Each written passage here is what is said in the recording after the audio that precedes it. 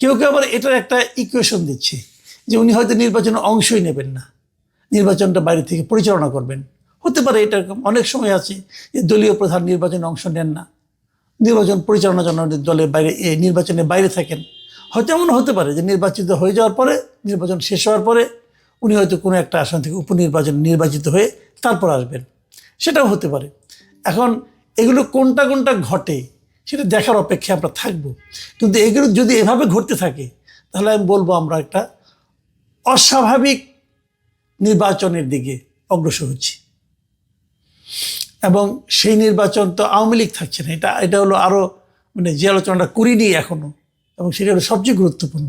আওয়ামী লীগ না থাকলে সেই নির্বাচন কিভাবে অনুষ্ঠিত হবে, আওয়ামী লীগের যারা বিপুল সংখ্যক সমর্থক আছে, ভোটার আছে, তারা কি আচরণ করবে, এবং তারও চেয়ে বড় কথা সারা দুনিয়া সেটাকে কতটুকু গ্রহণযোগ্য মনে করবে, এ সমস্ত প্রশ্নও কিন্তু আগামীতে এই নির্বাচনকে কেন্দ্র করে উঠবে।